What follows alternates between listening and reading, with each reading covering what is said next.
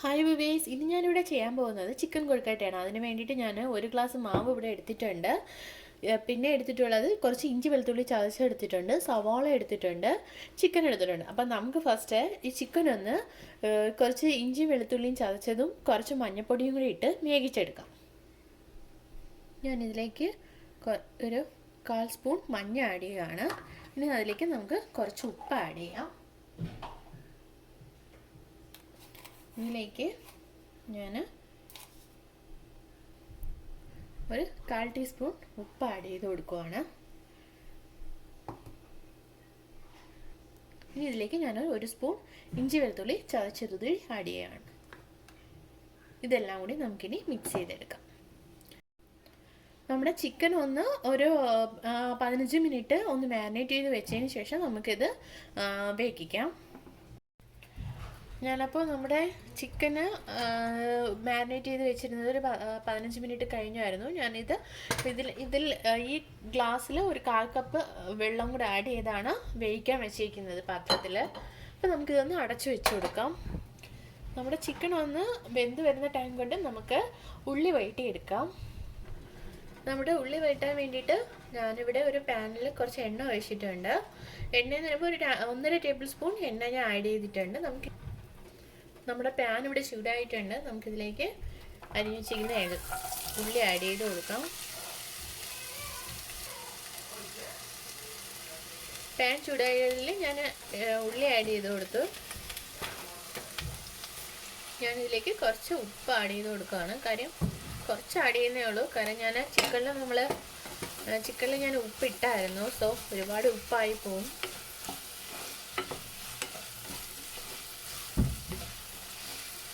ഇതൊന്ന് വഴണ്ട് വരട്ടെ. നമ്മുടെ ചിക്കൻ എന്തായെന്ന് നോക്കാം.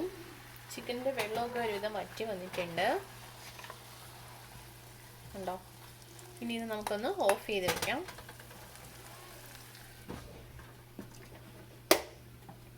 ഇതൊന്ന് തണുത്തതിന് ശേഷം നമുക്ക് എടുക്കാം.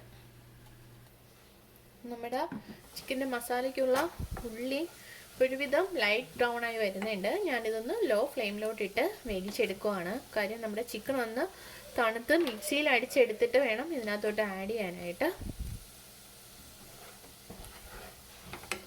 അപ്പോൾ അതൊന്ന് കിടന്ന് വേകട്ടെ.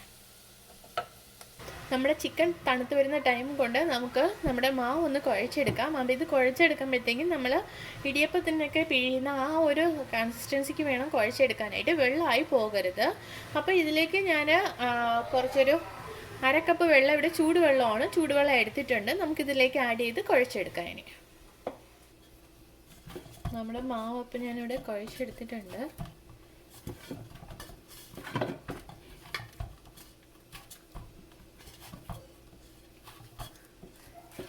ഇതിലേക്ക് ലേശം ഉപ്പ് ആഡ് ചെയ്ത് കൊടുക്കാം.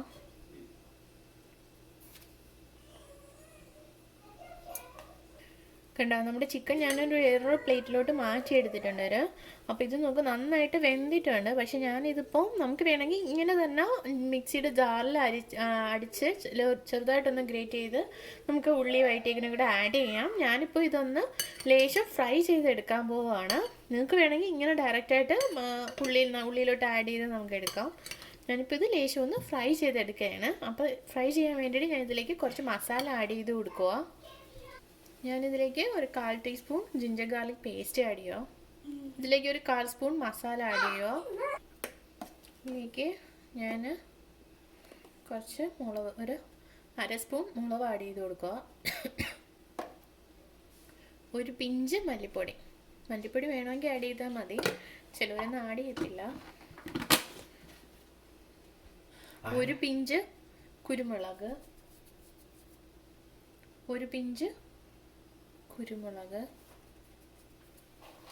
നമുക്കിതിനൊന്ന് മിക്സ് ചെയ്തെടുക്കാം. ഇപ്പോൾ കുറച്ച് തണുത്തിട്ടുണ്ട്, മിക്സ് ചെയ്ത് വെക്കാം.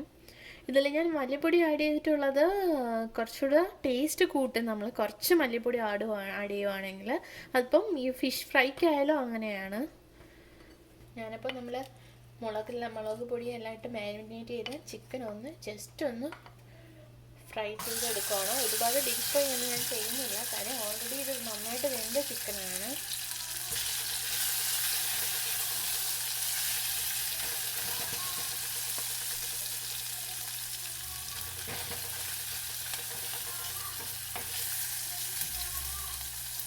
ഞാൻ അതിലേക്ക് ഒരുപാട് എണ്ണ ആഡ് ചെയ്തിട്ടില്ല, ജസ്റ്റ് ഒന്ന് ഫ്രൈ ആയി കിട്ടാൻ വേണ്ടിയിട്ടാണ് ഞാനത് ആഡ് ചെയ്ത് കൊടുത്തേ.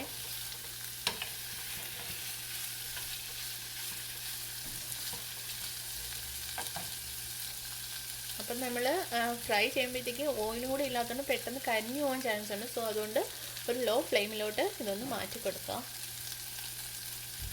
ചിക്കൻ ഇതൊന്ന് ലൈറ്റായിട്ട് മൊരിഞ്ഞ് വന്നിട്ടുണ്ട്, വേണ്ട ഒന്ന് മൊരിഞ്ഞ് വന്നിട്ടുണ്ട്. ഒരു 10 മിനിറ്റ് മതിയാകും. ഞാനിത് ഓഫ് ചെയ്ത് കൊടുക്കുവാണ്. ഇനി ഓഫ് ചെയ്തൊന്ന് തണുത്തതിന് ശേഷം നമുക്ക് ചിക്കൻ ഞാൻ നമ്മുടെ മിക്സിയുടെ ജാറിലോട്ട് ആഡ് ചെയ്ത് എടുത്തിട്ടുണ്ട്. ഇതിനെ നമുക്കൊന്ന് അടിച്ചെടുക്കാം.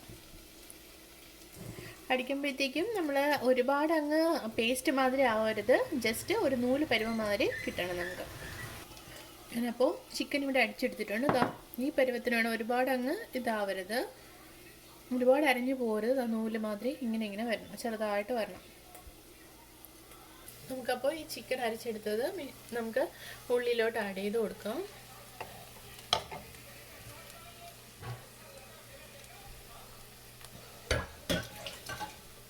നമുക്കിതൊന്ന് മിക്സ് ചെയ്യാം.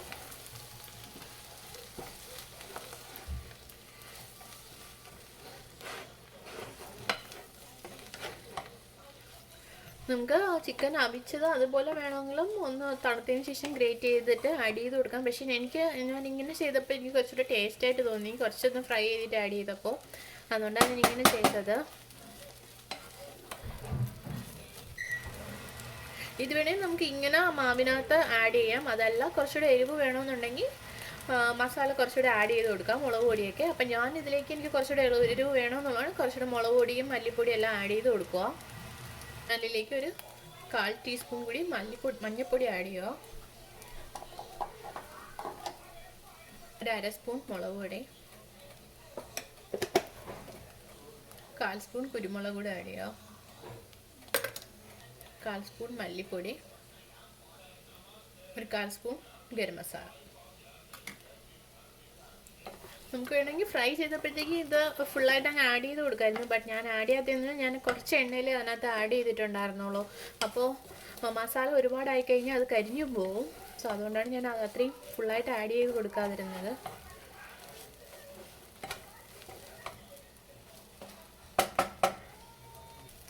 നമുക്കിതൊന്ന് അടച്ചു വെച്ചേക്കാം. ലോ ഫ്ലെയിമിൽ ഇട്ടിട്ട് ഒരു 10 മിനിറ്റ് അടച്ചു വെച്ചേക്കാം. ഇടയ്ക്കൊന്ന് എടുത്ത് നോക്കുക, അടിയിൽ കരിയാതിരിക്കുക നോക്കുക. ഇപ്പോൾ 10 മിനിറ്റ് ആയിട്ടുണ്ട്. നമുക്ക് എന്തായെന്ന് നോക്കാം. ഞാൻ ഇടയ്ക്കൊന്ന് ഓപ്പൺ ചെയ്ത് ഇളക്കി കൊടുത്തായിരുന്നു, കാര്യം അടിയിലൊന്നും പിടിക്കാതിരിക്കാൻ വേണ്ടിയിട്ട്.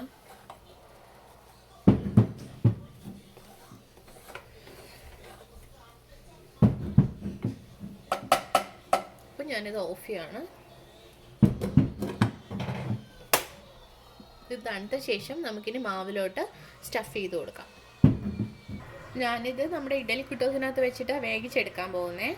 അപ്പോൾ ഇതിലേക്ക് ഞാൻ ഒരു 3 ഗ്ലാസ് വെള്ളം ആഡ് ചെയ്തിട്ടുണ്ട്. ഞാനിവിടെ നമ്മൾ ഇഡലി കുട്ടോ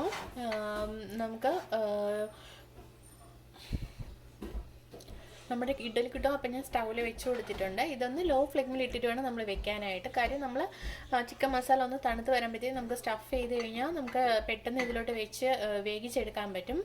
സോ ഞാനത് ലോ ഫ്ലെയിമിലിട്ട് വെക്കുകയാണ്.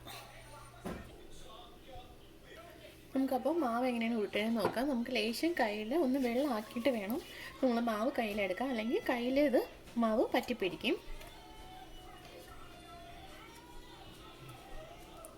ഉരുട്ടുമ്പോൾ നമ്മളൊരു ലേശം വലിയ സൈസായിട്ട് എടുക്കണം, കാര്യം നമുക്ക് അതിനകത്ത് ആ മസാല സ്റ്റഫ് ചെയ്യാനുള്ളതാണ്.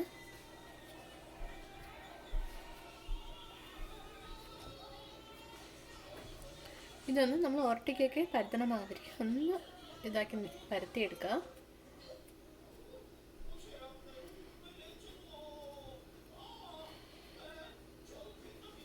ഒന്ന് കുഴി മാതിരി ഇങ്ങനെ എടുക്കാം. നമുക്കിനി ഇതിനകത്തോട്ട് സ്റ്റഫ് ചെയ്ത് കൊടുക്കാം.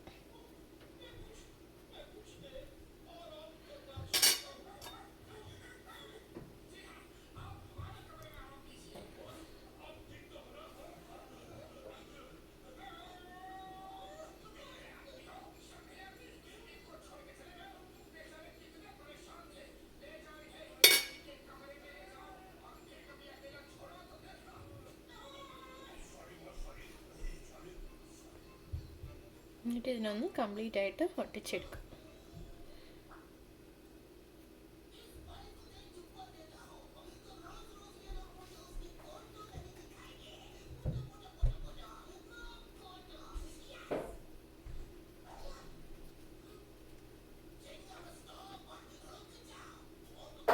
ഇതുണ്ടോ, ഇങ്ങനെ നമ്മൾ സ്റ്റഫ് ചെയ്തെടുക്കാം. ഇതുണ്ടോ, നമ്മൾ എടുക്കുമ്പോൾ ഇവിടെ ഇങ്ങനെ താഴെ ഒന്ന് കുഴിച്ചെടുക്കുക, എന്നാൽ മാത്രമേ നമുക്ക് സ്റ്റഫ് ചെയ്തെടുക്കാൻ പറ്റത്തുള്ളൂ. ഞാനപ്പോൾ മാവിനകത്ത് മസാല എല്ലാം സ്റ്റഫ് ചെയ്ത് എടുത്തിട്ടുണ്ട്. അതുകൊണ്ടോ ഫുള്ളായിട്ട് കംപ്ലീറ്റ് ആയിട്ട് നന്നായിട്ട് സ്റ്റഫ് ചെയ്ത് എടുത്തിട്ടുണ്ട്. അപ്പം നമ്മൾ മാവ് എടുക്കുമ്പോൾ ഒരു മീഡിയം സൈസിന് തന്നെ എടുക്കുക. എന്നാൽ മാത്രമേ നമുക്ക് അതിനകത്ത് മസാല സ്റ്റഫ് ചെയ്യാൻ പറ്റുള്ളൂ. നമുക്കിനി ഇത് നമ്മുടെ ഇഡ്ഡലി കുട്ടത്തിനകത്തോട്ട് വെച്ച് കൊടുക്കാം. ഞാനിപ്പോൾ മുന്നേ അത് നമ്മുടെ ഇഡ്ഡലി കുട്ടോ ലോ ഹീറ്റിൽ വെച്ചത് കൊണ്ട് അതിനകത്തുനിന്ന് ചെറുതായിട്ട് വെള്ളം ഇങ്ങനെ തിളച്ച് വരാൻ തുടങ്ങിയിട്ടുണ്ട്. അപ്പം നമുക്കിതിലേക്ക് നമ്മുടെ ബോൾസ് ആഡ് ചെയ്ത് കൊടുക്കാം. ചിക്കൻ സ്റ്റഫ് ചെയ്തിരിക്കുന്ന ഞാൻ ഓരോന്നായിട്ട് വെച്ച് കൊടുക്കുകയാണ്.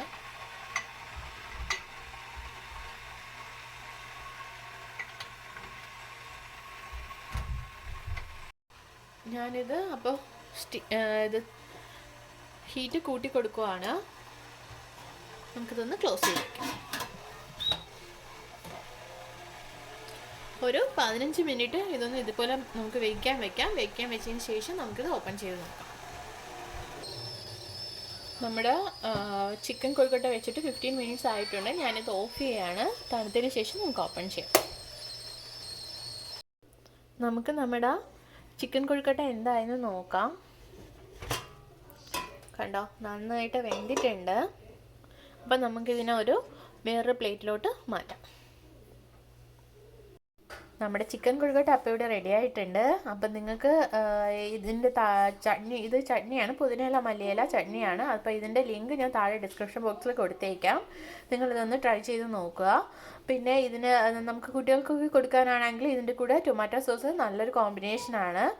അപ്പോൾ നിങ്ങൾ ഇതൊന്ന് ട്രൈ ചെയ്ത് നോക്കുക. ഇഷ്ടപ്പെട്ടെങ്കിൽ ലൈക്ക് ചെയ്യുക, ഷെയർ ചെയ്യുക, സബ്സ്ക്രൈബ് ചെയ്യുക. Thanks for watching.